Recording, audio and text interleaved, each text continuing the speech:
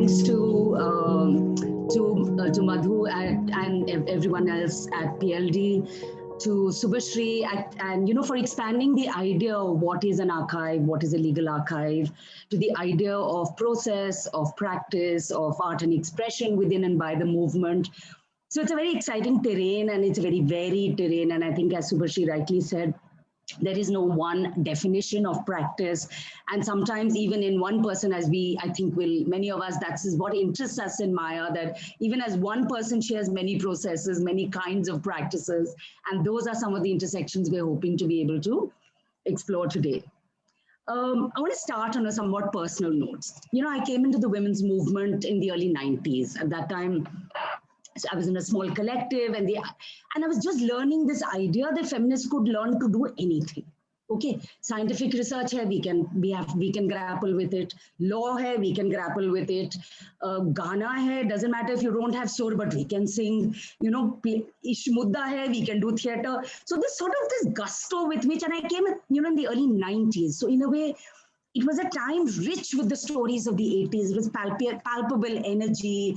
It was palpable stories. It was all of this stuff, stories of rebellious women, reckless women. And, partly I was fascinated, partly I was excited, partly I belonged, partly I was freaking out, all these wonderful mixed emotions that were happening. And of course, because I was active in Delhi with, the site of all this, lots of this anti-dowry movement and plays like Om Swaha, that was part of what we heard. I had seen street plays, etc., but I never saw Om Swaha actually on the streets. I came in, into activism much later. I mean, a little later, just enough to miss it, unfortunately.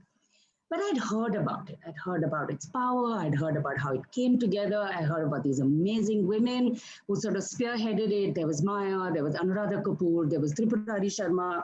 There was a lot of other people, men and women, who collaborated to create this thing. It was playing in the streets. It was playing, and then you would hear stories, ki Lajpat Nagar mein ye hua, or wahan pe wo hua. So, it was part of the sort of legend of the movement already, like in half a decade or something. But I hadn't met the real Maya. I hadn't actually met the real Tripurari at that point, whatever. But I had this image, and of course the image there is an iconic image, and I'll show it to you in a bit. But the first time I actually encountered Maya, it was something like this. This was my first sort of image of Maya that I actually had of Maya as a person and a performer. Young, I am young feminist, I'm Bombay, and there's the first archive that I had ever heard of. To my knowledge, the first feminist archive that actually came together called Sparrow. And I think it's a good thing today as we talk about archives to actually, celebrate the individuals, the groups, all who put this kind of thing together. And I think in the spirit of the archive, I want to show some archival pictures of Maya from this book. This is Maya as a child, as it says, with her mother, Bhanumati Rao, who's also a dancer, performer, and her father. This is this is called full exposure, Maya. Yes. In fact, topless. In fact, oh my God, I missed that. How did I miss that? You have so much around you. See, beginnings, the roots of it all. Okay, here is Maya, the person we also know as who broke, traditional bounds and played the male character in Kathakali, where typically men play the female characters. So here is somebody who's already transgressing. These are all part of what one had heard. But I really enjoyed seeing these pictures of the makeup, etc. And this, of course, is the picture for those of you who don't remember it or haven't seen it. It's a still of Om Swaha from 1979-80. That's Maya in the middle and Anuradha Kapoor standing behind. Okay. I could not resist that. Okay. And I also want to celebrate at the same time, while we do our salami to Sparrow and to PLD for what it's archiving, Kali has been doing it, Zuban has been doing it. I think I also want to take 1 second to celebrate, a lot of individuals who've helped build these archives. A lot of small groups who for years have kept every chindi of paper, every pamphlet, every report, every little piece of things that we can today digitize and share with the world. I think that's really important. And I'm going to, at the end, talk about a different kind of archive that I think people like Maya give us. But we'll come to that as we sort of come to that. One note to the audience, don't really wait for the end and Q&A. Feel free to send in your questions as we go along. I'll see if as much as I can integrate and I can keep track, I will. If anything gets left behind, we can bring it up at the end. If you think of something else, we can bring that also up at the end. So this is not an either or situation, but you know, it's nice to have audience participation, like somebody who gets restless in a hall and says, "Nahi, par mere ko abhi ye puchna hai." To pooch lo. I'll try and bring it in. Okay, I think that will be fun for us. So Maya, good to go? Yes. There are questions coming in. So tell us, the iconic moment of Om Swaha, etc. is I don't know, is fortunately, unfortunately, it's the moment from where almost we start talking to you. We refer to the pre that Maya, as before that she was doing Kathakali and breaking bounds, etc. But tell us a little about Maya pre 79-80 or 78-79. Okay. What was she? Who was she? What did she want to be? What did she think she'd be doing 30-40 years later? Okay. Oh, tough one. Firstly, I need to say a big salam to John Berger, because somewhere Yes. he taught me so many ways of seeing, not only on the outside, but on the inside. In fact, I was so taken up with him that I bought 2 copies of the book because I was worried I'd lose one. And one was bought in a very special moment in a bookshop, and I savored the moment. And I told myself, this is never leaving my home. I better have another one to lend out to people. And so there are still 2 copies because I have mutilated him because that's what I think he's meant for. You're supposed to represent him, re-represent him, understand him in many ways. And that's what we are about. We try and understand the world and ourselves in it in so many different ways. And theater is, to my mind, one of the great ways of that stage, that platform to grapple. And even while you're showing, you are pulp inside as a performer. So Vani, my beginnings are as pulp, okay? So all those lovely pictures you're showing of Kathakali and so on. So this is great training on the outside. The guru tells you how to hold your eyes and your mudra and everything. And for a child, this is literally child's play to do Kathakali. It's firming up your muscle. It's also firming up many other tissues inside of you. But otherwise, the rest of the person is all pulp. Because I have a mother, and I dug out some pictures because, like you, I thought, but you've done a great job, Vani. This thing about digging out, well done. I thought I should too pull out some pictures. I didn't have enough time, but let me share some of them with you, just to show you that this pre-Om Swaha life was a mix. It was one big melting pot, and I wasn't in a hurry to find out what direction I should take, because hum to sirf maze le rahe the. So on the right are these Uday Shankar type ballets that my mother would direct, and there was no way you could say no to her. So 1 minute you could, one of them you could be a Shakuntala. Within a month or even less, you could be an Ummachi, that is a Muslim woman in some village of Kerala. And there's music, and you have to dance, and sometimes maybe you have to speak. And it is largely in that Uday Shankar type of a language. On the left is a bit pre-Om Swaha, but maybe also, you see, so we were friends. I don't know whether Ain is in the audience. I hope she is. So that's Ain Lal and me on the terrace at Kasoli Art Center. And this is where I would feel at home, because all the dance that I got at home was this Uday Shankar kind of thing, which also got replicated, by the way, in school. So in school, my dance teacher was actually a disciple of Uday Shankar. And so one got a second dose there. And then at home, with your friends, you then could, this is why I felt at home, was the body takes the lead. The body is doing the imagining, and the body is getting excited about themes that excite you. And I have to say, I'm not trying to make a line between Arjuna, Krishna, Bhima, and Ravana, and on the other side, maybe some contemporary woman wearing jeans. No, there's no binary and there's no divide. It's just that the excitement that one felt playing Kathakali, I could transpose it to a contemporary situation. In fact, this wasn't even contemporary. This was a mythological. This photograph you see is Amba. They're trying to figure out who this woman is. Mm. a woman man is and what she's all about. Simultaneously, I was also doing what we call regular scripted plays. So this Mm. is House of Bernarda Alba, directed by Amal Alana. I was hugely uncomfortable because there were Mm. reams of text to be learnt up, all in very fine Hindustani, lots of Urdu in it.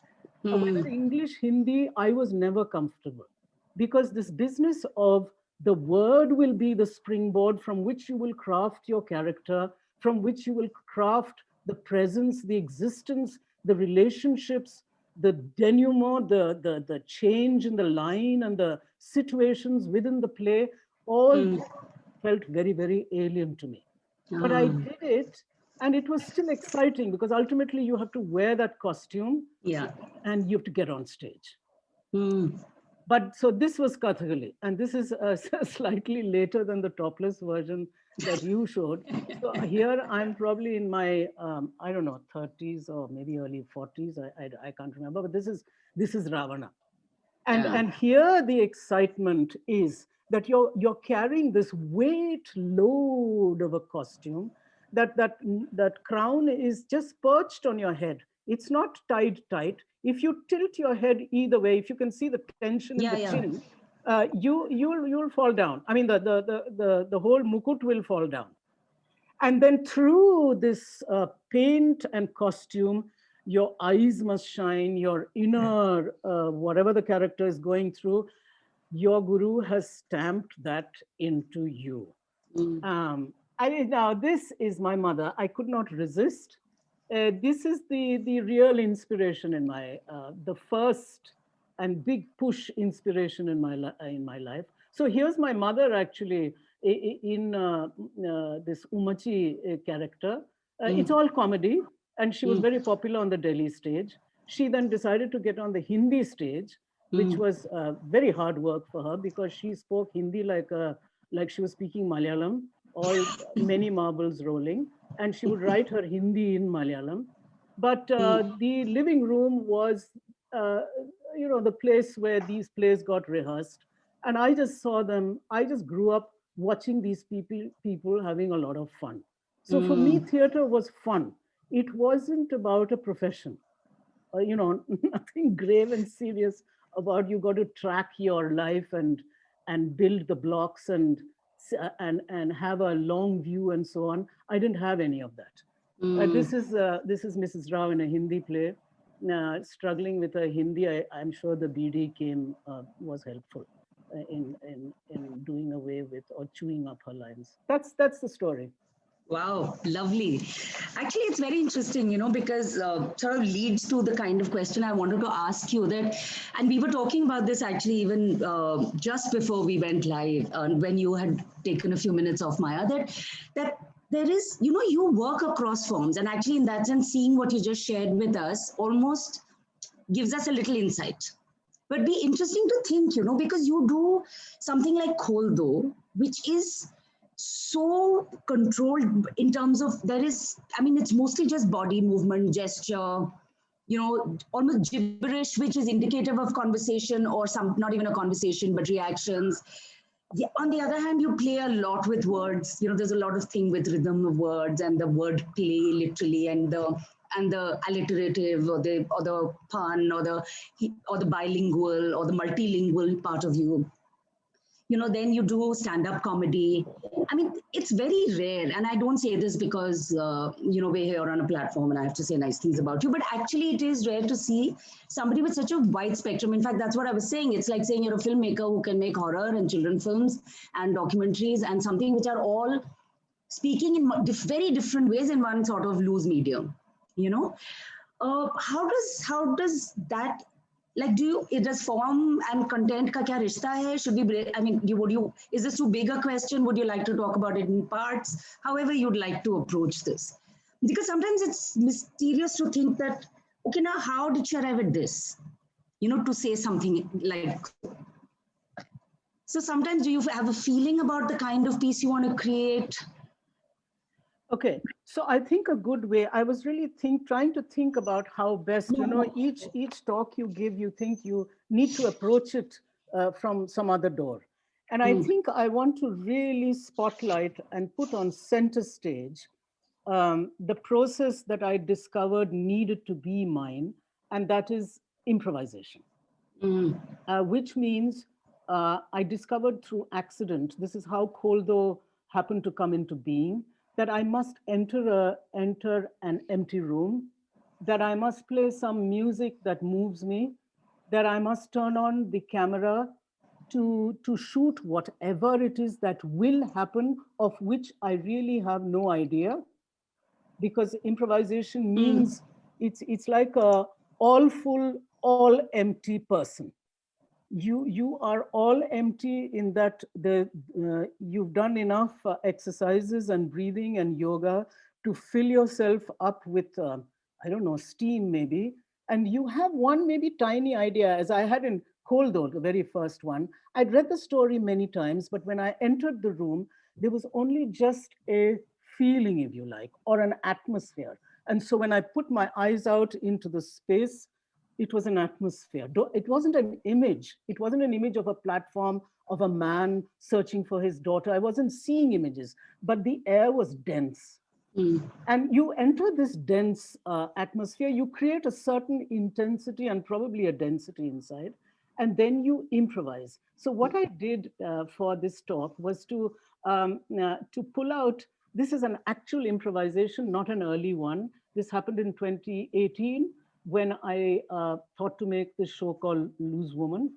And this is the very first day that the sound designer, who turned out later to be a really important colleague with whom I collaborate, Sumant Balakrishnan. But this is his very first day. And I said, you know, let's not talk. You just play. You just sense me and I'll sense you. And this is what happened. The only thing I told myself was, you usually go on stage, Maya, with a sense of, or you go into improvisation with a sense of fullness. Go this time with a sense of uncertainty, of you don't know. Even as a person, or even if you like as a character, you don't know. And so this is how it happened. Okay, these are some images, but we can come back to these later.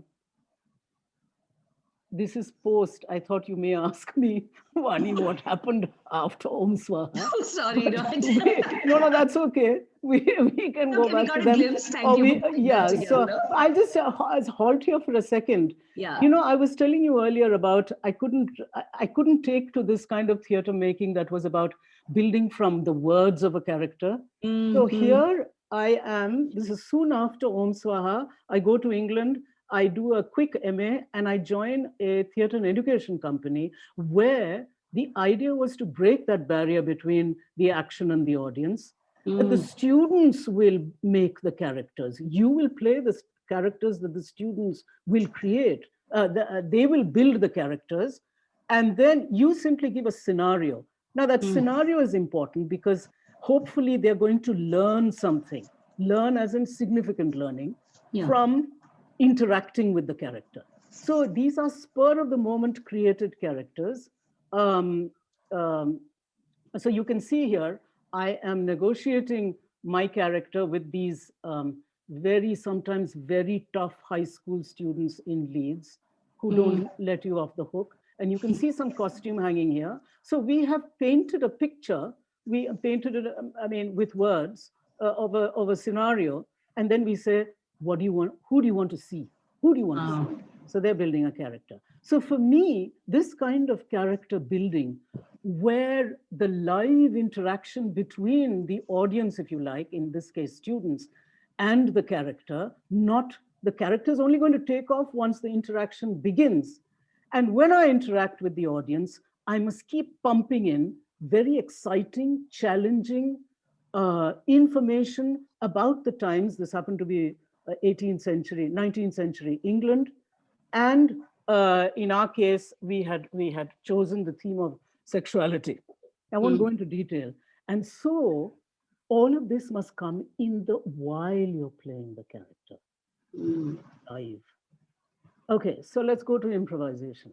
Now, so here it is. I've just pulled out a little tiny snatch This is at home, and the musician is sitting in front of me, but I've made, yeah, so this is just a close-up.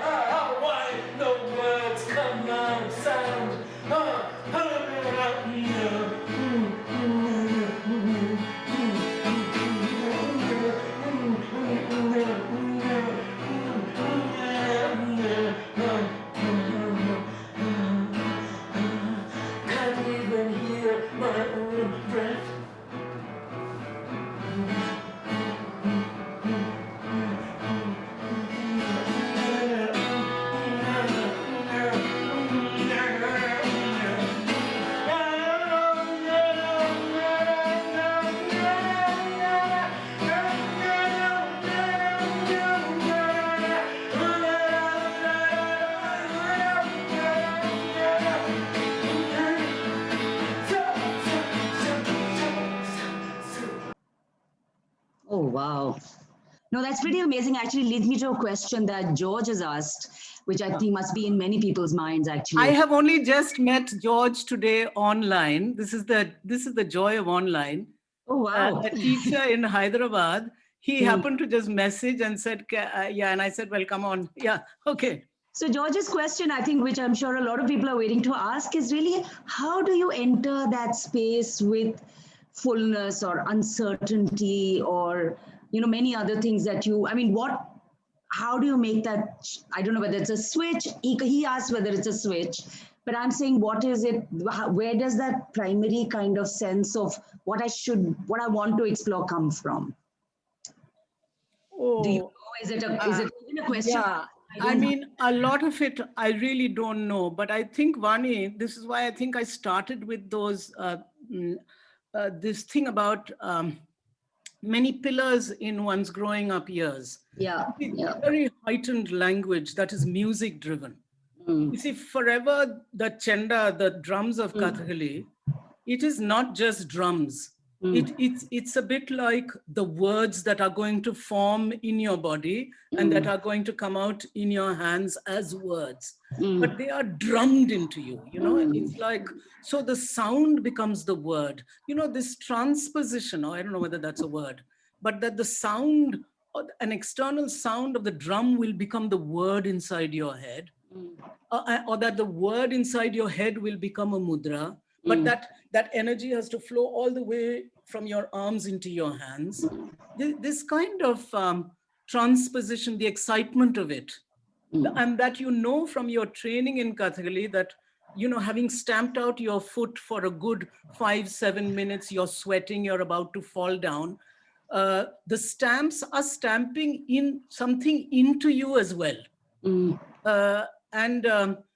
as you stamp, that you will stamp out a rhythm and a dance in your feet, but that your hands and your upper body will make meaning. You know, that you've given over your body to the doing of this for many years, and it's with a code.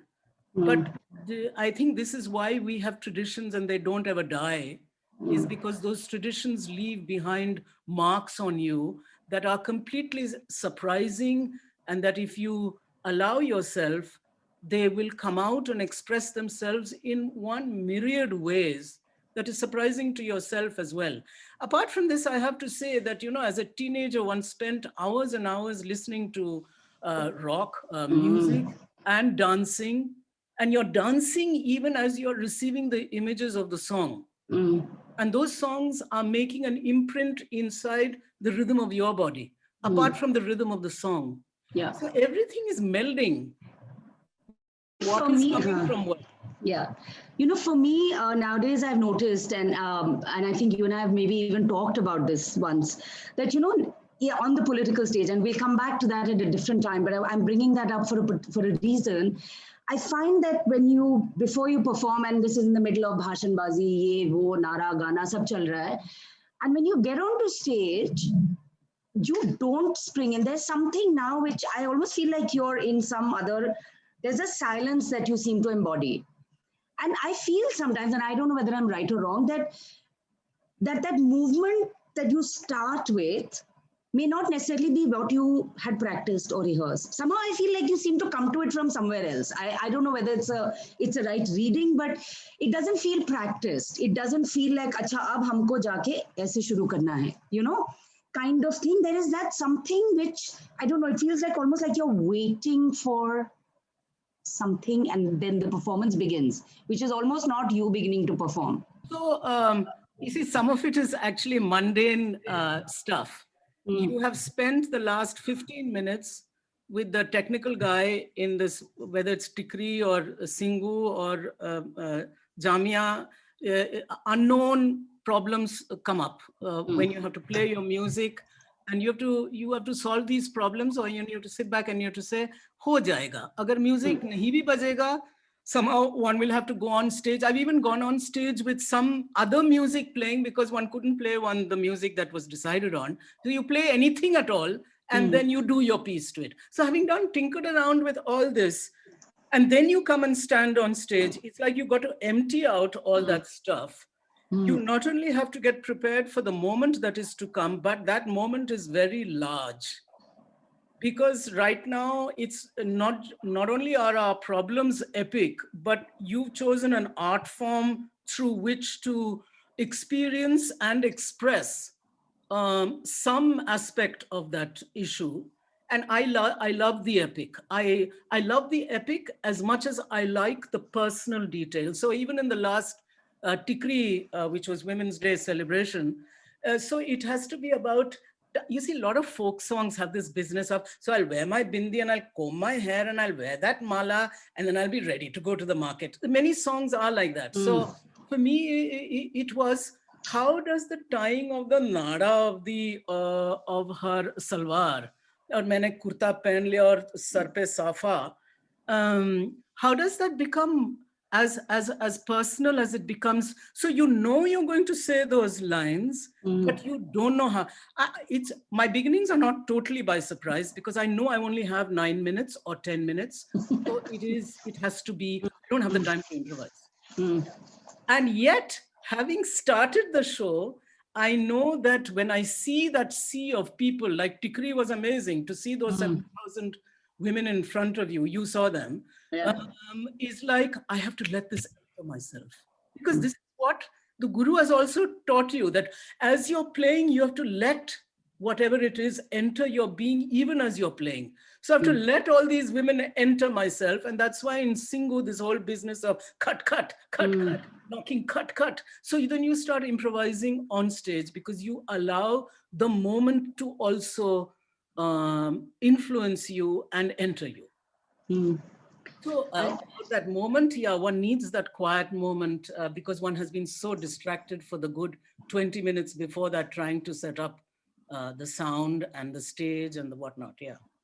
No, actually, I have one minor, since you mentioned Tikri, which I don't think neither of us are showing the images, but I just want to share that for a lot of us who were watching you, you know what they had done. If you remember that day, the stage just had these pictures of women, right? Or because it was Women's Day, they just had like this huge picture. So actually, the audience you're playing to was sort of reflected in that massive flex.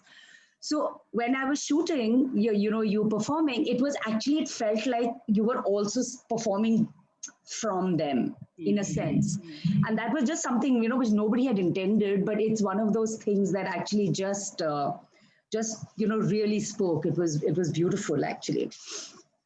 On a very different note, so look, talking further about form, you mentioned that even the camera you bring into your improvising space, you also use video in your shows, and video has this potential on theater to become the center of like the spectacle, right? Of how do what is your relationship with video, or why did you think, what is it that it brings to you that you want to then use that as a medium to speak to work with in your performances? Because I've actually, in something like Heads are meant about walking into, it's really, there's so much of the interior stuff that's going on, which is sort of not literally on video, but it's this fantastic kind of relationship where it doesn't dominate, but it plays with you like another character.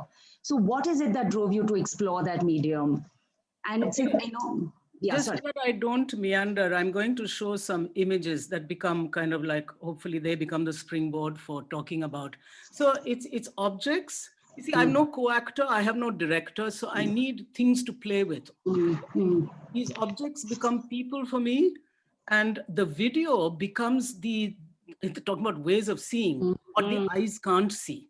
Yeah. So when you zoom into something, as you know, as a filmmaker, Vani, you pick up detail. So if I zoomed into the palm of my hand now, then I get all sorts of detail, and then there is a moment when it stops looking like a palm and it looks like a piece of land. And so there is something that excites the imagination Right. the moment you zoom into an object. And very early on, I realized that I must resist taking clips into the rehearsal because they're very crowded. They belong to another world. They've been shot somewhere on the street, or somebody, it belongs to another world. When you bring the camera into the theater space, let it do a different kind of job.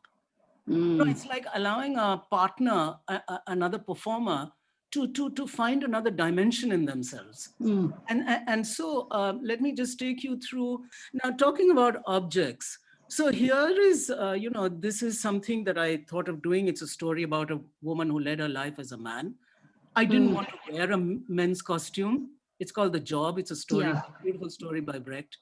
So somebody told me that if you put a lot of eggs into atta, then it'll gain a kind of elasticity. And so I tried it. And what it did for me was it became muscle. It became the muscle that my body didn't have, but it also became my thoughts, my feelings, my uncertainties, my doubts.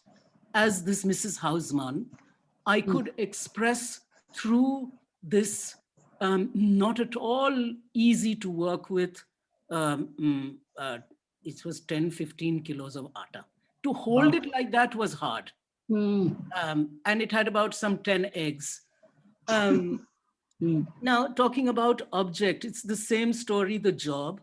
I experimented with a pair of trousers, what it was to keep putting your hands in the pockets of the trousers, and as you pull out it so happened that when I was improvising, I was pulling out the pockets, and as I would pull out the pockets, the fly would go down. Then again, I'd zip up the thing, put in my hands into the pockets, and again. And this became a rhythmic action, and Brecht's stories started coming to me in a very way, because this object, the trousers, were pushing me in another direction. They were telling me to work with them. It was magical. And so those same pair of trousers that I, by chance, happened to use in an improvisation, they landed up on stage. Now, these are, again, objects. I love this picnic set that you see on the left was part of a comedy. And then very many years later, it became part of a show that I made inspired by Lady Macbeth called Are You Home, Lady Macbeth? And she plays with this dinner set as well when Banquo and the ghost and whatnot arrive. And on the right is a melon, uh, which again came into improvisation. I don't know why. I just put it there one day. I cut it in half, and it became a whole episode around, well, advertising, because that melon, I have cut in all the fleshy bit inside and put it back in, and in a second I'm going to put it on my head, and it's going to drip down on my white costume, and it's so cooling. So then it becomes an episode in You Must Enjoy Your Summer and let the pips fly into the Indian Ocean, and don't bother to write your own autobiography because it's written, meaning all the juices. So then there was here's these dolls. Yeah. Shurojit Sarkar, the man you know, and I would play endlessly with objects. So these blocks here are children's building blocks. Right. And for me, these blocks are infused with much history because I think my sister played with them, and then probably my daughter played with them, and then I happened to go to Tamil Nadu Emporium and find these dolls, and so they came home. And this is the other very enticing thing. The thing about video is scale. So the moment this woman is blown up behind you, you become small, she becomes big, and your whole imagination has turned upside down and is going in a different direction. So then all these objects landed up there, and I used to love playing with Atta because it was just so, it had a life of its own. And then, of course, there's this. We all know this, women particularly, now men do as well. This, and I got it from the Illustrated Weekly, not this particular image, but I remember as a child being completely blown away by this woman with her 2 rings of, what do you call it? Cucumber. So at this point, I want to show you how, just a few minutes of how just an object like the cucumber generated a whole episode. Action! Hello. मुझे पता है क्योंकि मेरी खुद की भी tendency है कि whenever you get into the opal उधर बैकवर्ड हो गया मामला नो एनर्जी ना ओके हेलो मुझे पता है कि whenever you get into the CRB Tuscan ना कि that is the time कि you are wondering. You first cross your leg. Then you wondering कि ये जो है right वाला leg जो है left वाले clutch के ऊपर कैसे जाएगा और ये right वाला leg जो है नहीं left वाला leg जो है right वाला accelerator के ऊपर कैसे जाएगा. But what to do? That is your upbringing. You have to cross the legs. तो होता क्या है कि as you are the wondering, that is the time when you unlock the door, then you unlock the leg.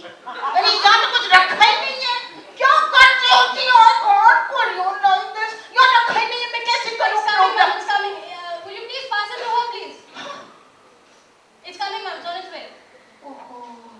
अब ये लड़कियां भी आ गई हैं. कुछ देर बाद देखेंगी कि वो मेरी कुर्सियां पे आके बैठ जाएंगी. अच्छा ना तो all over again shoot up तो वो है ना फिल्म है ना काफी आपका. अच्छा तो क्या होता क्या है इसी वाला ना वो सब रहने तो जैसे भी है वो क्या है कि this you know this is the two piece. मालूम है नहीं क्या ये कुकम्बर है. ये तो हर पार्ट पे जा सकता है. तो हमारे इस वाले एपिसोड पे ये यहाँ जाता है. तो क्या होता है कि दस मिनट से when you unlock the door, सदाजी तो मेरी तरफ ही देख रहे हैं. When you unlock the legs. You're such a hoot sometimes. Very by the nice. way, in 1998, Mm, the first round. This, of course, this is taken from a much later performance. mm, Yeah. So this is what I mean. So, you know, Vani, I realized that as a performer, you not only can work on stage, but there's so much excitement that you can bring off stage. Now we call it workshops, but yeah, that's the best word to use. But there can be a bunch of people in a room. They're not preparing to become performers or theater people, and you can be doing a fantastic thing through the devices of theater, which is to open up their own interiors through artistic devices. Yeah. And you not only, all this business of getting back in touch with yourself is fine, but you can pull things out of yourself to extend further, to take back into your life and into whatever it is you are doing in life. No, thanks for that, because, you know, actually I was going to talk to you about objects, because the ways in which you use everyday objects, you know, it's like and that dislocation between, you know, you use them in a formal stage setting, you use them, you know, so that dislocation between this is too ordinary an object.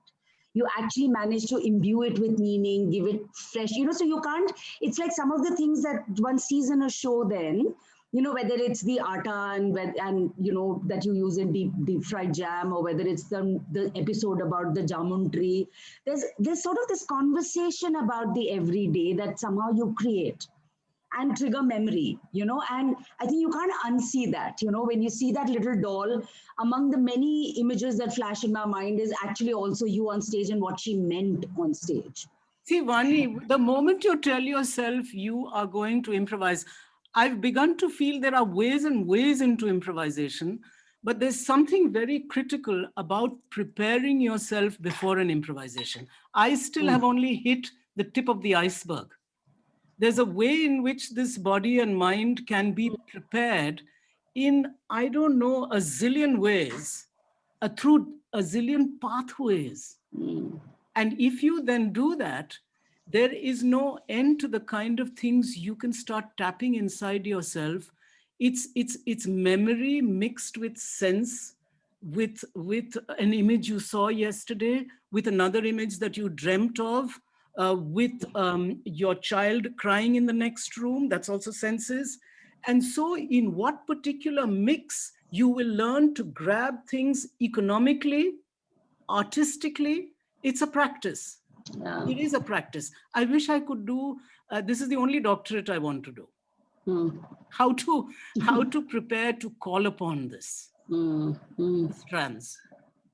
In fact, somebody has asked in the question, I'm sorry, I got disconnected, so I don't have their name, but somebody had asked saying that with all this improvisation that you do, does it also seep into your life and does it make your life more fun? I mean, it sounds like a light question, but there is a serious question there about whether that necessarily, you know, impacts the way in which you live and how you approach it.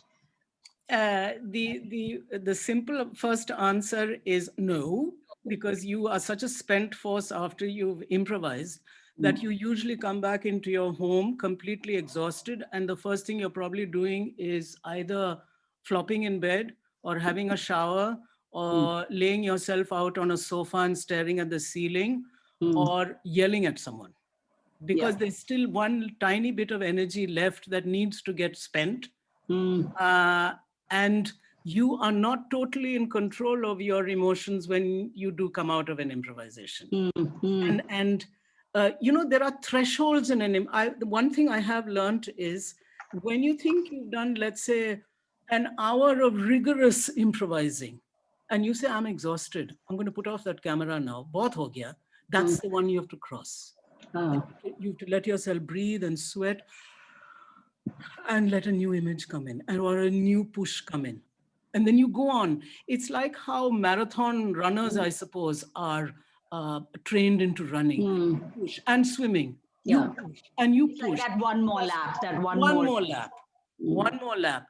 So I'll tell you what, improvising, it's a combination of improvising and now, then there are mixtures. You do take in material into the rehearsal room to improvise upon. Yeah. I think what it does to, I don't know, this may sound too large and extra holier than thou or whatever, but it does extend yourself as a human. You stretch yourself. I'm not saying you become a better human being, but you know the possibilities and the potential and the options, and the fact that even something simple as, if I just breathe through this very difficult moment that I'm going through with this bunch of people, I may find one tiny bit of a solution. This, I think, one has got from just the business of learning to wait in an improvisation and learning to hold your senses and your emotions and your thoughts and your being all in a moment. But how, Maya, when things are so, and I'm going to bring two contexts in. I don't know which one you want to talk about, or you want to give another example, but in particular about two moments. Like, there's 2012, okay? And things are so like turbulent, and there is, and in a way exultant, because people are on the streets on something they don't normally, on a sexual crime that people are not normally that active on, whatever. That moment is just incredible, right? So there's that kind of, so there's one sort of tumultuous moment. How do you, when you're improvising and when you arrive at something like a walk, at one level, it's almost like the counterpoint to the tumult outside. The way in which you come to that thing, that act of, which brings you to that moment where you say, "Tumhe uska haath pakadna to zara pooch to lo." That distillation, is there something, especially because a lot of young practitioners are also watching, a conversation like this, or will later. And a lot of us, we're not able to make that distillation in that moment. Is there something you can share, or is it something that is not, that is difficult to share? No. I'm always, I keep trying to look for tangible responses that can be put in the form of words, because there used to be a time when I would say, I don't know, it's all in the improvisation. Some of it is all in there, but I do know that for days before, from 16th of December till the 29th, every day young people were gathering, whether it is and I would just turn on the television to find out where they are they coming? So India Gate or Jantar Mantar, and land up. And you are walking behind them. And what was so interesting, as you remember, Vani, all the women's organizations, all of us who are post a certain age were walking at the back. It was, and you're just receiving. And they've got one slogan: "We want justice," or "We want justice." We've not heard that slogan before. It's been made for them. And you're just simply walking. Now, when I got this call from JNU saying, "You must come tomorrow, you must come tomorrow," of course, my first reaction was, "I'm sorry, this is too big an event in our lives. It has shaken us, the bottoms out of us. So I don't know that I can do anything." But you know what? Ever since walk, there's something also that tells you, you've been improvising all these years. Don't look at the head that you have here as Maya. The Maya that's talking to you, Vani.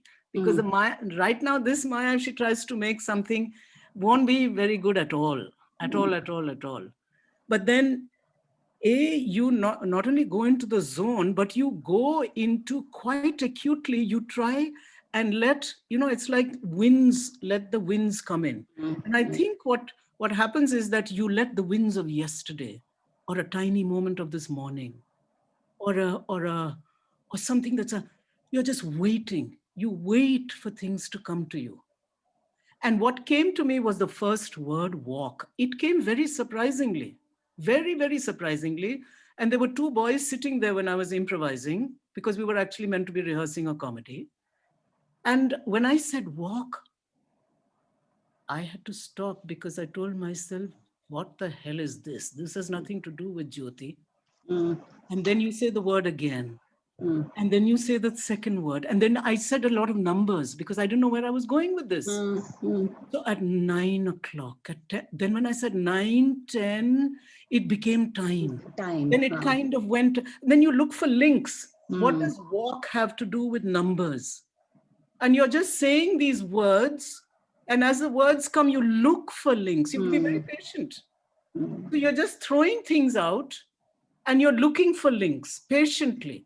And if you patiently, with excitement as well, the links start getting formed. And the 9, 10 became, Raat ke 12 baje main, I want to walk.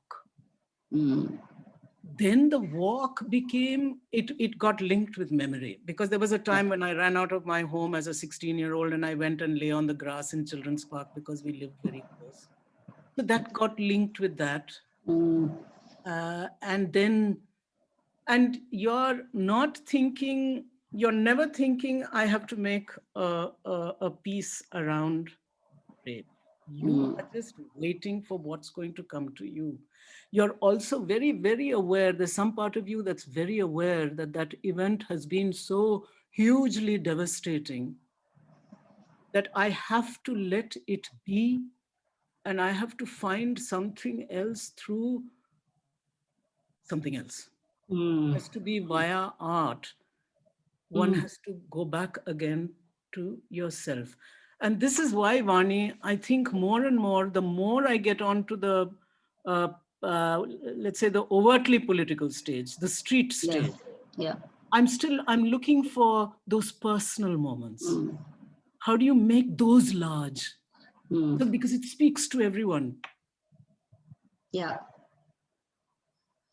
No, and that is something that that actually was really going to be, you know, my next question, because, you know, since 2014, and you know, you have been one of, at least in Delhi, I know for a fact that you've been one of the few senior artists who has, you know, who you can call upon, and somewhere it sort of energizes activists, it energizes people who are going by, it draws them in. But what does it mean to Maya? I mean, do you wonder about what it does to your practice? How do you also work on other pieces? Because, you know, this has a different pull, and you've always resisted the classic agitprop kind of space. I know as a younger person, I've seen some earlier interviews where you say, I didn't want to do agitprop. But when you have, you know, now you've spoken to us about how a walk happens, but, you know, because you do have political things you want to talk about. But when it's so much on the political stage, like, you know, whether it's 377 or it's the trans rights bill or it's and CAA, you know, there's been a lot of that. And in CAA also, then there's the coming back of the objects and the use of the saris with the women. You know, can you talk a little about that? That was also something very beautiful, which would be lovely to share. Yeah. Can I please, I'll come to your, the question about why one keeps something else you want to show? I want to show some, you know, talking about the object and making the personal public and large. So you see, now this is video and this is Lady Macbeth. And because I happened to put my face close to the camera, and there was my colleague Amitesh Grover, who's a very fine theater director and videographer, he held the camera really close to the face. And I was thinking that Lady Macbeth is going to do her bridal makeup. But when I saw my face that big, and my eyes, I could see them through the corner of my eye, I could see the projection. This is the kind of bridal makeup that came to me, which I had not pre-planned. So this is what I'm saying, what scale does to you. These are it was on this day when I was lying on my back, doing an improvisation with the legs simply cycling in the air. It came to me that Lady Macbeth is actually a witch, that she has run the forests, she has scoured the forests inside out. So I got an interpretation for the character because the video was on. Now the sari, this is my mother's sari, and it's full of history, memory. My mother at some point, you know, became close to becoming a brahmacharni, and she had only 3 white saris, and this was one of them. It's full of dance, you know, she has darned it. She's a very beautiful darner, my mother. So this sari, I've always wanted to use a sari as a projection surface. But somehow when this sari came in, it was speaking to me in a very, it became now, where you see This is Loose Woman. This is Loose Woman. And it's an episode around lines and it's mob lynching. It's a whole episode around, but it was those lines that actually in this particular show, it's a tree as well. So the lines become a tree, like a tree of life or something. And you want those lines projected on your body as well. Yeah. In fact, one day I want to wear a sari, and as I'm wearing it, things are getting projected on it. I haven't got there yet. Now, the same mother's sari, I clip on that mother's sari and I write a letter to her. Yeah. Dear Amma, Yeah. I'm sorry I've stained your sari, because just before that, I have gone through an episode which is about mob lynching and about stains and about people getting killed. And I tell her in this letter, Amma, I'm sorry there are stains on your sari, but don't worry, I'll wash it off. Thoda sa namak. Now, namak has another metaphor there, because very soon I'm going to be doing an episode soon after this on Gandhi and salt and whatnot. So I'm sorry that there are footprints on your sari, Amma, but I'll wash it. And then that letter, you can see it carries on, and only key words are written on the sari. But Amma, I've got to go now. And I say something about I've got to get hold of a certificate. And I write this figure, 19 lakh 06657, which we all knew very, very well in those days. This was the number of in Assam, you remember? Yeah. The NRC. So I write that and I say, bye, Amma, and I go off. And then on that letter, I am telling a new episode, which is about meeting a little girl in a village in Assam. And so then the hand comes on the letter. So, it was that sari that got me to think of a letter to the mother. Then the letter to the mother becomes what should I say, that I have to get out of my home and get into a train and I have to travel. That I have to witness mob lynchings, that I have to go to Assam and meet a little girl. And then after this, I land up in Kashmir. I land up in Kashmir, and then again I play, this is again a very fine videographer, Santana Isar. I don't know if she's in the audience, but how beautiful it was to work with her, because I would say half a sentence and she would complete it and she would try it out on a tablet. And then it became going to Kashmir with Gandhi. And it was just a series of knocking on the doors, because that was a time when doors were shut. And I think it was that knocking that stayed in one's mind, and later on became the knockings in Singhu border. Yeah. No, and also then the emotion with which you actually managed to transmit through that sari, na, in the early thing of the letter to your mother. Then it also, when you take it to Assam, it also talks about the opposite, no, the ripping apart of families, what that 19 lakh means.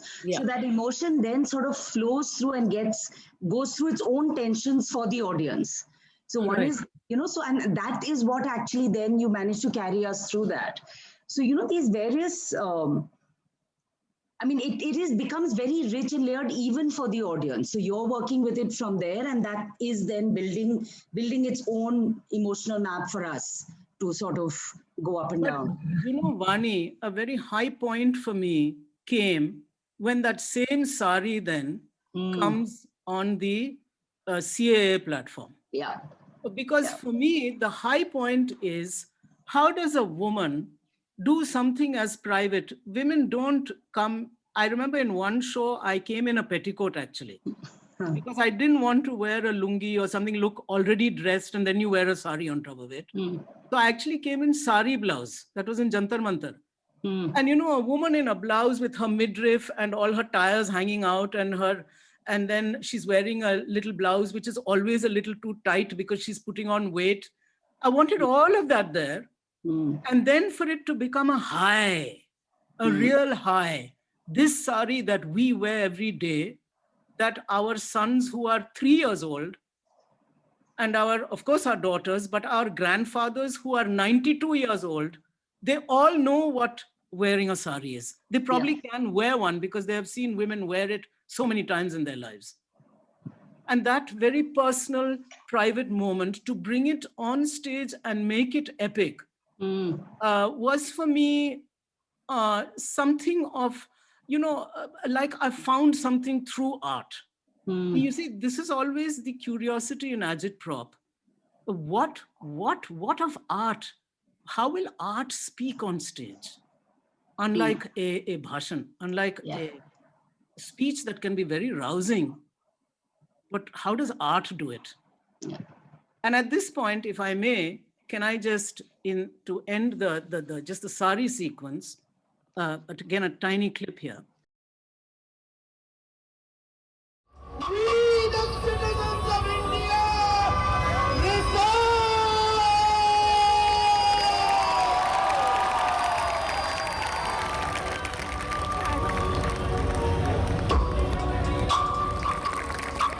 अपने संविधान का preamble को, उसकी गर्मी को हर जना यहाँ पर मर्द, औरत, बच्चा लपेटेगा।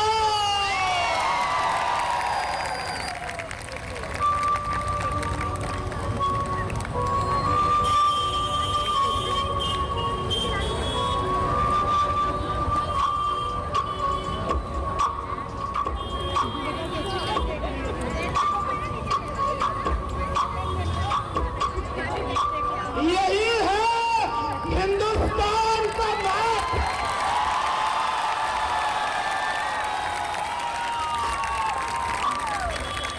मेरे सर पर है ताज, वो है Kashmir.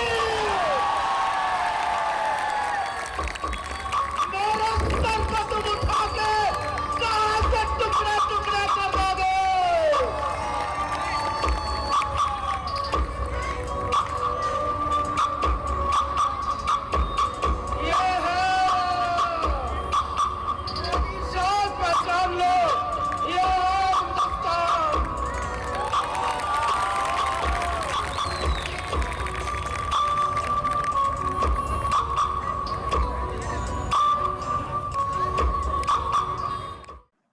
Oh, lovely. I missed this show. I saw a different iteration at Jantar Mantar, but that was really amazing.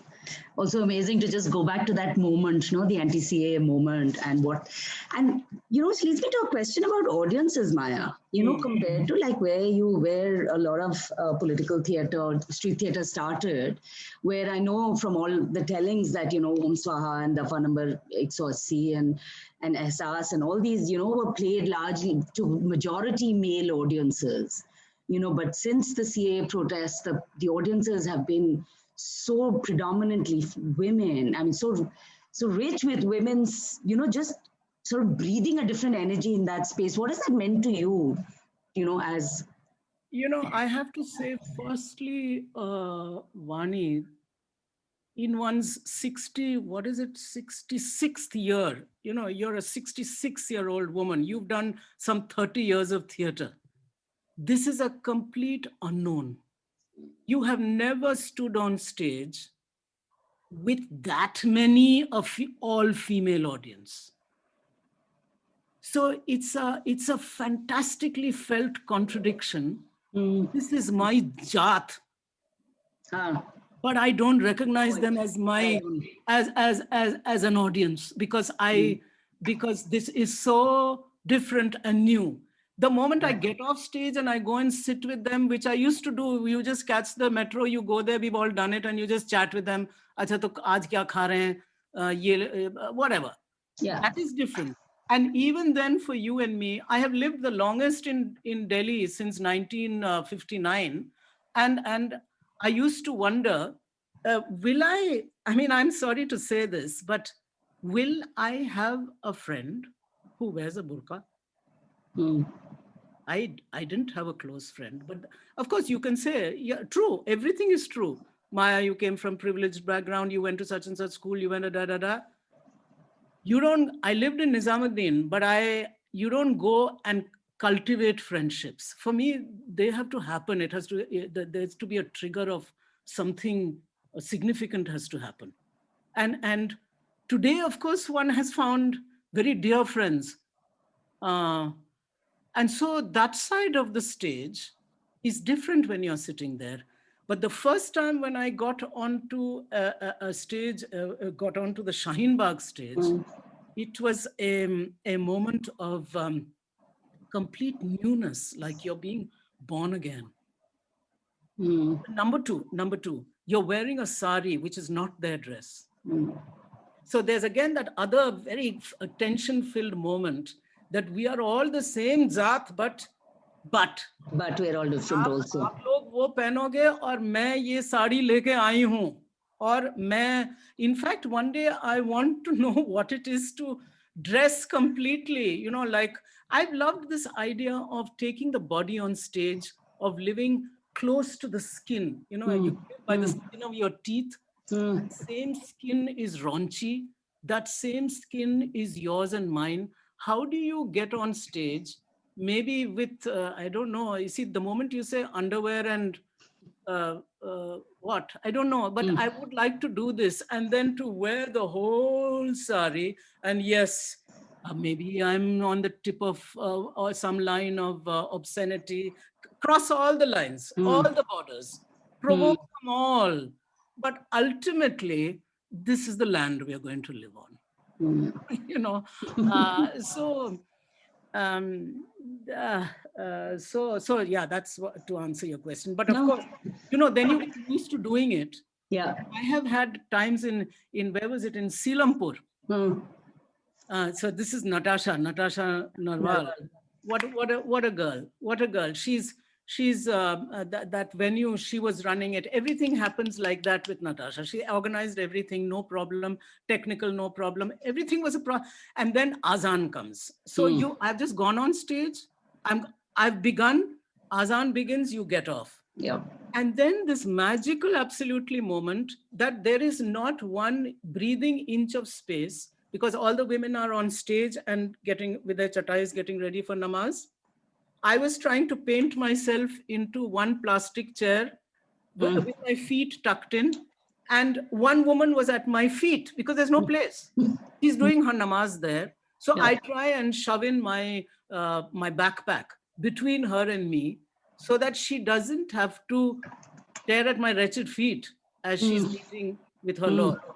And so these are absolutely, these moments of life were so enriching that you take all the memories of life, and then when you go on stage, then you're doing salam to these women. So it's part performance, it's part salam. I have nothing to advise or say to these women, except maybe to fill them with some sense of beauty about themselves and some sense of you're the ones who will hold on to this land. And in Singhu, we were reminded of this. It's the women that were going back and forth. Kabhi ghar jana, phir wapas aana, then sleep for 2 days in the tractor, then go back again, something to be managed there. So this back and forth is the woman's job. And we saw a lot of it, you know, of all the manipulations they did with their day and their life to actually be part of these amazing protests, where half the time we would be called by their organizers, and then as though we were, you know, please aa jaiye, and we would go there and constantly be saying, oh my God, we are so inspired because this is a different kind of mobilization that we have also never been part of. So you know that difference, Vani, I just want to say that even while you're feeling different, and of course in many ways caste, all those parameters, everything is different, lifestyle, blah blah. But you know, for me on stage, the curiosity and the is to find that one moment when we are all together. Yeah, that connect. And can art generate that one moment? Is it in the tying of that nada? Or is it in the knocking of the door? Because of course, you and I are also knocking on the doors in our own ways. Yeah. And they are, of course, sitting there day and night and knocking. Yeah. But what is that one moment that brings us all into that well? Yeah. Now I'm going to talk about a moment that actually ripped us all apart, which is this pandemic moment, right? Where everybody, I mean, there was all kinds of trauma, all kinds of recognition of privilege, of non-privilege, of isolation, of so many things. And I have to say, a lot of older people had a very, very hard time coping with. Older meaning everyone's older is someone different. For a 30-year-old, I'm where the horizon ends. Or for an 18-year-old, for someone else, it's maybe your age, someone else, it's at 90, but whatever. Yeah. But a lot of people were grappling with technology, this whole computer FaceTime, this constant thing of, I used to say, I've never seen my face so much, and it's not my favorite side, so all this stuff. But, in the midst of all of that, you were shockingly almost productive, and we were clinging on, a lot of us, so I mean, I can't even say you create, because I say that Paru Kuttiyamma was born, and not born, she came into our lives, and she sort of had so much to say, and in her her rage, her crabbiness, her cantankerous character, her humor, her there is something that she just brought energy into our lives. And, someone has actually asked, someone in the Q&A has also asked that, that how did you produce that? What drove you in the midst of all of what COVID was doing to us? How did you survive, and how did you actually be so, how did you make the kind of work you made? I think it was a combination of many things. One was an anxiety that, okay, now all doors shut. Yeah. Forget about me not going out. It'll be years before, I thought it'll be years before I ever stand on stage again. Forget about standing on stage, even to go into someone's living room and get 10 people together and to do a bit of comedy is never happening. So that anxiety, coupled with, one was just coming off the protest stage. Before that, one was doing a lot of getting on the protest stage and performing. Now with the protest stage, you can, if you don't get an idea, you can ring up the organizers and say, sorry, guys, I didn't get any good idea, so there's no point in my being on stage, which I never did, because I told myself, kuch na kuch to karna hi padega. Now here's a moment where there is nobody to ring up. There's nobody to say ki main nahi, nobody's asking for you. You are forgotten. Nothing is driving you. Nothing is driving you at all. Nothing is driving you. The world has forgotten you. You have forgotten yourself, because you are all day long in your pajama kurta that you slept in. Many bits of yourself are just, hanging up on various hooks in the house. And then actually what happened was two things. One, Vishu came round the corner. Now, Vishu is the Kerala festival, April 14th. And I told myself, now this is what a performer needs. A performer needs an excuse. Yeah. I have never ever used any festival in my life. They come and go. Sometimes one doesn't even remember them. Vishu is a time when you send messages to family and friends who are Malayalis. But I told myself, this better become a significant moment, Maya, otherwise you've lost it. If you let April 14th pass, then that's the end of you. So it became like a Damocles sword on my head. And then on Vishu, what do you do, Maya?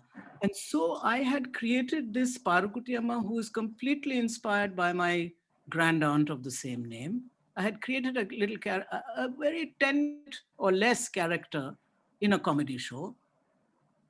So I dug out pictures of her and I looked at her again, the character I had created.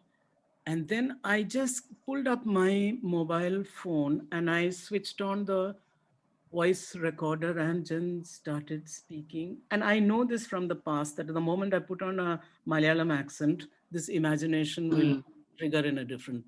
It's like object and camera. Right. Accent is another one. Then I had to tell myself, don't you dare stop. Whether it's good, bad, or indifferent, you will come on every other day. And that was, in the beginning, I thought I'd be nervous. And the moment you're nervous, if you can convert that nervousness into adrenaline, you can get comedy. But if you simply remain nervous, then it can be pretty bogus comedy. Yeah. Pretty bogus. But I told myself good, bad, indifferent, just which meant that every other day I better be ready again with that. And so I'd wake up before, and it was a discipline of a soldier, really. You know, that you must wake up, you must have a shower, It was still it wasn't warm then. And get ready, go to a quiet place, pick up the phone, put some words down on your laptop, and simply record voice. Don't even tinker with it. That's why sometimes you'll hear echoes or scratches and whatnot, and simply post it to some 200 friends on WhatsApp. Once it's out there, it's gone. You can never call it back. Unlike a film. No, yeah, theoretically unlike a film. Well, Manga is reminding us that Paru turns 1 soon. This is about the time she was born. She came out live. Yeah. After the 9th episode, I told myself, now, you'll dry up as a performer. So let her come and go, forget about this every other day business. Right. And then you have to also let her die. Meaning, वो कभी चली जाएगी, वो तो चली गई. क्या पता, कहीं से वापस भी आ जाएगी, क्या पता, है ना? But how do you imagine? So then this performance improv, I mean, this performance thing is not a reaction to an audience. It's more like what's happening inside you. That is, है ना? Yeah. Also, there's another anxiety. I hadn't done comedy for a long time. And just before the lockdown, I was telling myself, Maya, because for me, the most exciting thing is to do comedy. I love political comedy. I love all kinds of comedy, or like the Cucumber Woman. It's very fulfilling in some strange way. So I had told myself before the lockdown that you will not do another show that is not comedy. And so I told myself when lockdown happened, it also became a zid. Just because a bloody virus has got us, just because a man has decided with 4 hours of notice to shut our lives down, no, sorry. It ain't shutting down. So it became a kind of zid as well. Yeah. No, and a fantastic one. Vani, then then the challenge became and then I started getting messages.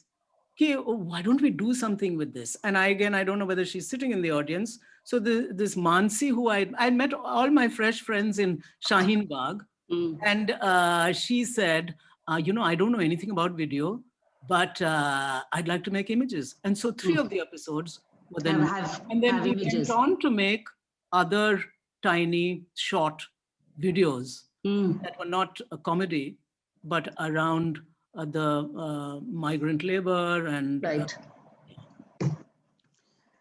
So there are a couple of questions which I want to come to. Though, but maybe aage piche we can go, because there is a little bit about how all of this interacts with your teaching, which I want to talk about. But yeah, maybe we should do that first, and then I'll take up a few questions. Then we can. But I get very anxious in these Zoom talks that they have to going on too long. It goes against my ethic to have an audience not only passive but invisible, and it's not fair. So let me ask you a few audience questions. Okay, so one of the things is somebody and let me see if I can find the name, about mistakes in, how do you avoid mistakes in improv? Is there something called a mistake when you're improvising? There's something called time. Like that improvisation that you saw that was around a woman being utterly uncertain of herself, and I get up in the morning and I don't know who I am and where am I and what's my next step. It can go on for 2 hours. Now, if I want some kernel of it to be part of a show, I'll have to cut, chop, refine, pull out, extend. So I don't think there are mistakes, because the reservoir is yourself.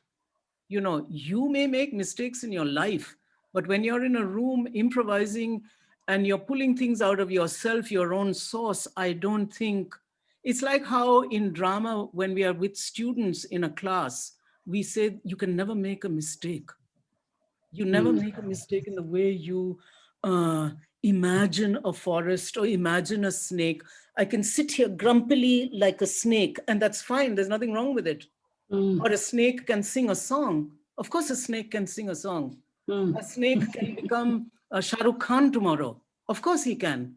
So there's no right and wrong. Okay.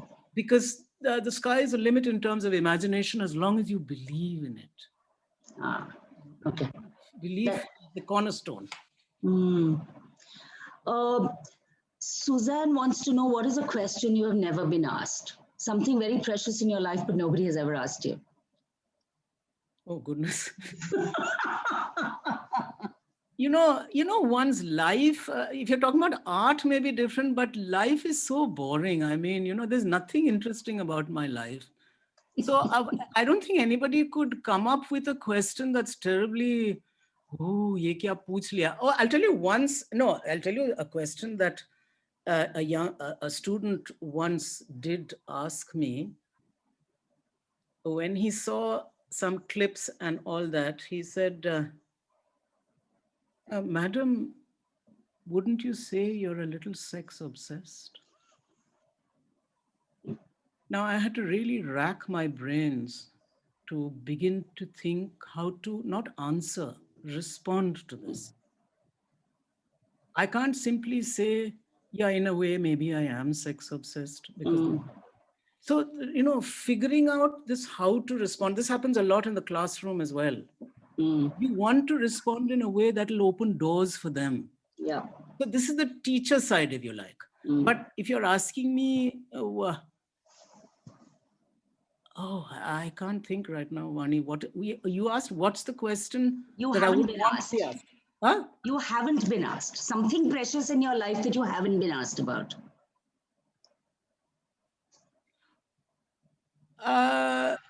Have you been abused, Maya?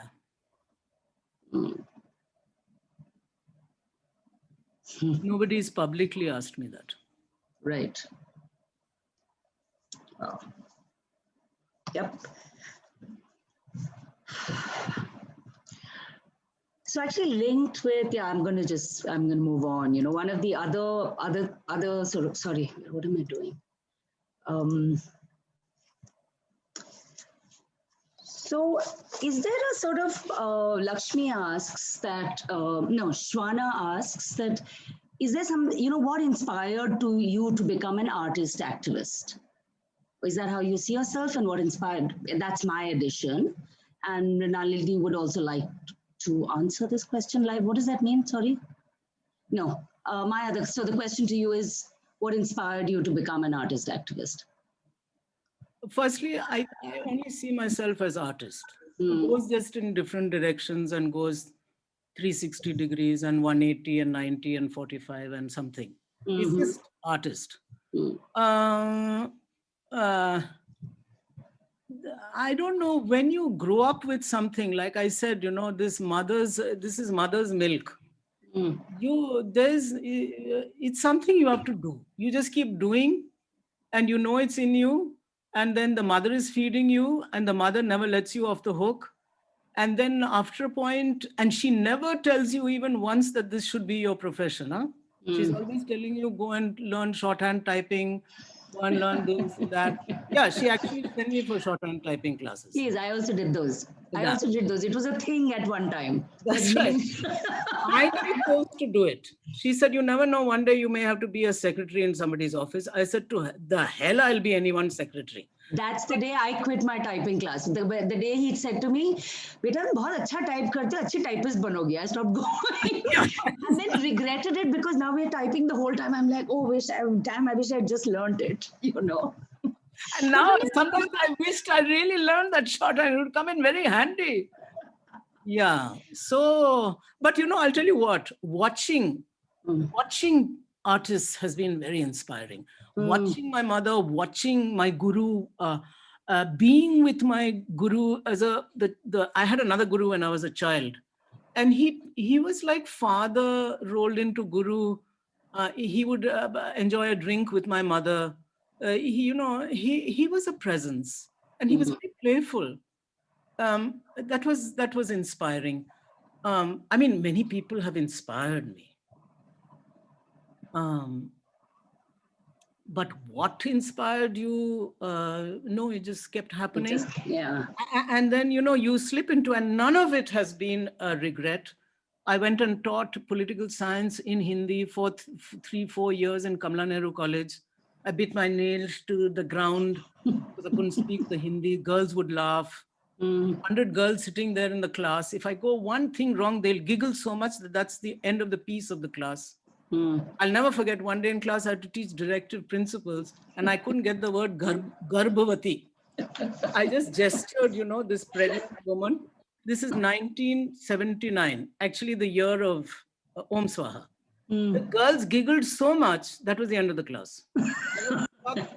That's it's age of innocence. Today, I know. that it'll be so passé. Yeah. Actually, Lakshmi Krishnamurti is also making an observation. Hi, Lakshmi. To do with improvise that. But she says very young children improvise their reactions, their answers. They've not planned their answers, reactions. Yes. So I think this is sort of a nice moment for that, for her comment to come in. Lovely to have Lakshmi. Yeah. Lakshmi and I have acted together. Arey wah. Yeah. So those plays, the early pictures I showed you of Banada Alba, Lakshmi is in it. Oh, wow. As an old mad woman. I don't think Lakshmi and I shared the stage, but Lakshmi and I had great giggling times. That's a very... So we were an all-woman cast, so we all got our periods all together and pretty often. Just before I mean, everyone's still here and we're still chatting and I'm enjoying this, but we also have to keep some track of time. But I think I'd like you to speak a little bit, because we've already touched upon that, on this thing of theatre as pedagogy. I think a little bit about what does it mean, because I think it's part of the practice. It's part of, the many things which constitute a practice. I don't know whether you see it as a feminist practice necessarily. Is there something you want to share with us about that? Because you've done various kinds of teaching, right? And, it's including political science, apparently. One more thing we did not know about Maya, and in Hindi. So, what do you think? Because, anyway, that's another question. I will not ask that at the same time. Yeah, I'm trying to think of a good example, because otherwise I'll meander and it'll all seem like hot air. So here's an image. So this is when I was in England and I was with this theatre company, and the company had decided to divide into two, and we were 3 women. One, by the way, was Ben Kingsley's sister, who is such a superior actor educator, Annalyn Banji. Well, amazing. She's still working in theatre and education. She's much older than me. These were amazing people. One of my company members, I called back to India 20 years later, and we made a program together around partition. Yeah. So here's a moment. We would talk and improvise and whatnot for like 1 or 2 months, only to make one 5-minute piece of theatre, and then to open it out to the students. Now here's an image. We had a character of a midwife, and people know what a midwife in Europe and, well, India, anywhere in the world. There's no formal training in anatomy, but she has learned it through practice and what has been handed down to her. So here's an image. The midwife is alone in a room. This could have happened. What had happened was a woman who led her life as a man, on her death at the age of 79, only then was it discovered that she was a woman. So till she was 79, she was a man. Now, this is the piece of fact that we take into this high school kids. And then we have to unpack it and unravel it through them. The students have to do it. So we had this image Annalyn brought out, because her father or grandfather or somebody was somebody to do with science. She brought out this most beautiful microscope. And I'll never forget, one day, Annalyn in the room, she placed that microscope with shiny brass. The thing was brass and metal and, all very ornate. And she went around the room And the more, and she put the bed cover on the dead body, like as if she has just finished preparing a naked woman's body who lived her life as a man. All this you have to imagine. She, as a midwife, she knows exactly the herbs to prepare, and she has touched that woman who, and then she feels, because we kept hanging there in the rehearsal room, coats and things of a male, and then she sees this microscope sitting in this man-woman's bedroom. And then she goes to it and she's looking around it because she doesn't quite know that she's supposed to peep in through the lens. And then she looks around it and then she chances upon the lens and then she looks through it. And Annalyn had kept sheaves of anatomy drawings. And here is a hugely resonating, full of all kinds of questions. Does she know what she sees? Yeah. And in that moment, you are throwing open questions around formal and non-formal education. Yeah. What women are denied, what they're allowed. Yeah. The territories of the men. Yeah. I mean, just floodgates open. Yeah. Yeah. So this was the start of my, if I were to think of interdisciplinary, for me, education, right from street theater days, education has somewhere been there in the broadest sense. But when I went to England and worked with these different companies, it got more significant, deepened, intensified, that you're not teaching. You are giving over moments, sharing moments and images that can be of huge learning potential for each student in the class differently, or each participant. It could be a grown-up. Yeah. But that moment is so loaded. You have to spend a lot of time thinking about what is that moment. And it's full of contradictions, of different rays crisscrossing, of so many wonderful things. And it's in the playing of it that the audience or the participants sitting there are getting, oh my God, oh my God. You know, that, oh my God, has to come to you, and then you allow it to settle. And then whatever the next moment. Right. Has to be planned. But this is pedagogy. Yeah.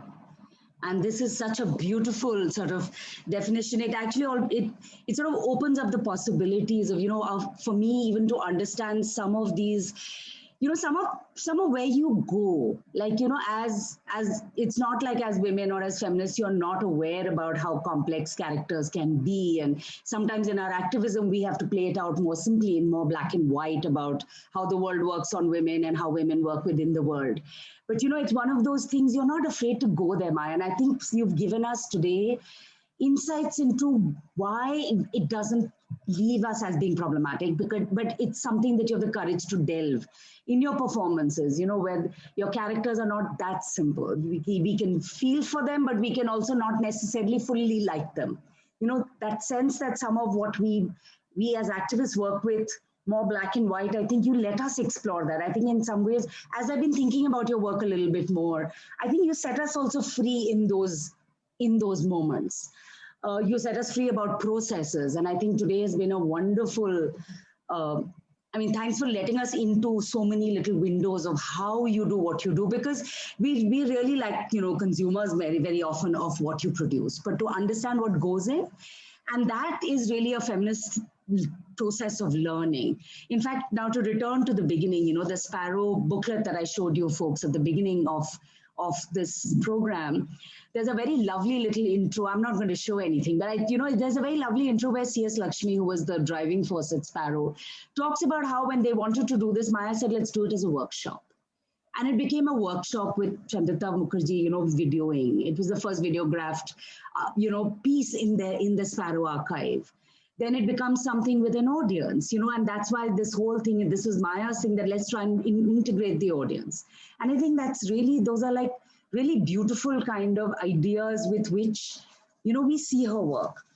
And I think that in that sense, formally, as we draw this evening to a close, Maya, I want I want to thank you because I think your works are not just about works.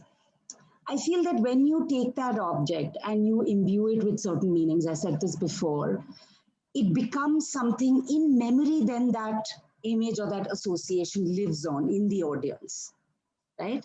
So when you make a piece, even if it is, if it's about that mob lynching, there is a way in which you don't allow us then to forget Akhlaq. We remember Pehlu Khan much after Pehlu Khan has suffered, right? Or the Imas of Manipur and their protest to Thangjam Manorama's brutal killing and murder, rape and murder. I think these are things that then live on in different ways through your performances and how you bring them back. Or the, Gandhi Salt March, which is a sort of, a recurring thing, or that migrant worker, whose child is drooped over that trolley. I think in bringing those into your performance, you also create for us, mental archives of the things we want to remember, that are political moments, that is walk. I don't think today most of us who inhabit this world of, activism, art, where we integrate, or who have been to a Jaipur Lit Fest or a JNU, who may not belong to these worlds. That December 2012 is also a moment of walk. And I think that in those ways, our own personal archives, our memories become so much richer. And in that sense, I thank you, not just for today, but for what you've created over your own explorations and your creation. And it is a really deep personal moment of thanks to you. And in some ways, salam and thanks to, not in some ways, also to this, this moment that you helped us. Maya and I have known each other, but this way of actually engaging and talking, sometimes it takes a third person. वो होता है ना जो बाहर से आता है और फिर वो बात छेड़ता है तो घर में बात होती है, kind of thing. I think this is that thing. And so really a very special thanks to Subhashri and PLD and Madhu and all of you who put us together. It's been a very, very rich moment, and process being such a dear thing so it's not only about the ends that we as feminists try and reach, but also how we do why we do what we do, which has been so, so enriching. And Maya, thanks for opening up so many processes for all of us. With this, I too must thank, and I have to say that today's talk went differently for me, partly also because it is PLD. And I did say this to Subhashri and everybody else in your organization, that law is such an exciting thing for me that became partly the excitement. And I was also on test today. Will I pass the test so that later on somewhere we can do some experiments with law and theater. So I have much to thank you for as well, PLD.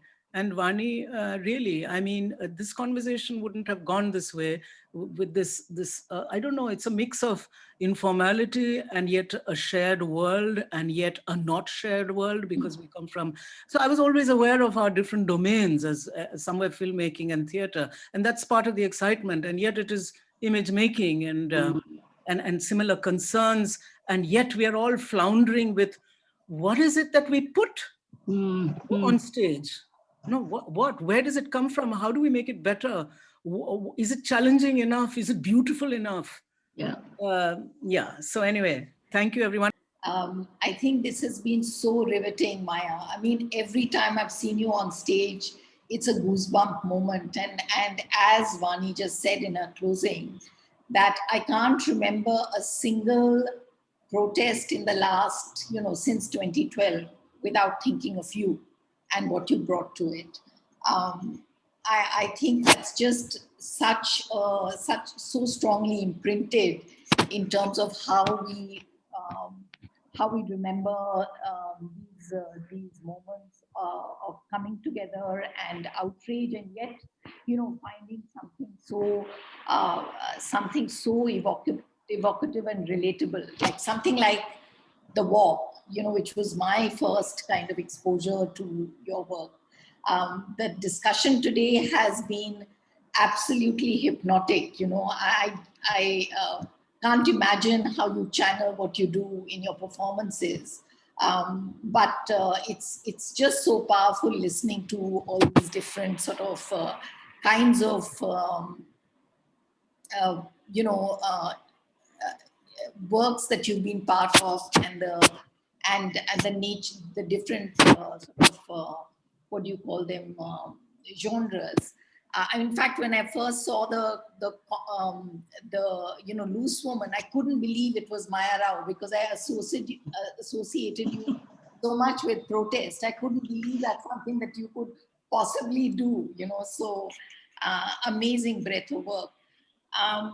And Vani, thanks for making this happen as beautifully and in such a layered way, which is so you. I want to thank Subhashri for being part of this wonderful series and for curating it for us, and Yasho, who helps put out the recordings. Please sort of catch them, the full episodes as well as the shorter ones that she does. I do want to, as I said, I will speak a bit about what PLD has been doing with archiving and where it's, and sort of the next phase of it. Is that if you are acquainted with the Feminist Law Archives, it was entirely, when it began in 2013 after the Verma Committee, it was focused on documentation, reports, submissions, memorandums, and so on. And until recently, last year, when one felt that, actually since maybe the last 2 years, one felt that so much of the activism is not really about law. So much of the activism around justice is not really about law or expressed through memorandums and documents like that. And how do we capture it? And how do we go beyond the theme and the content to the process, which is really something that we understand to be at the heart of feminism. Like, content is something you can even acquire in a university, but it's the process and the practice and the historical moment when these things arise. So we wanted to scratch at that a bit, and the idea came up, let's do this set of conversations, because you can't possibly capture all this in a document. And we are not, I mean, it's 6 episodes, it could be much more, but we are beginning with little bits of different themes, and the next theme that we will start is Feminist Visions of Law and Justice, where we look at different initiatives at a particular historical juncture where justice was envisioned a bit of law, but nothing more formal about law in terms of no legal practice, not the conventional, not defined through conventional litigation, but something that was very democratized and held by people, collectives, and movements. And what were those examples, and what were those who pioneered those moments or were part of those moments? Of course, today, many of those are part of everyday practice, but we hope you'll continue to join us as we move on into the next theme, which is Feminist Visions of Law and Justice. Thank you, everyone, and to Udita, Mrinalini, and Surabhi, who behind the scenes do the entire preparatory work and coordination. See you again next month, and thank you everyone for joining us. Thank you, that you're a very sort of valued partner in this journey and in the next journeys. Yes, thank you.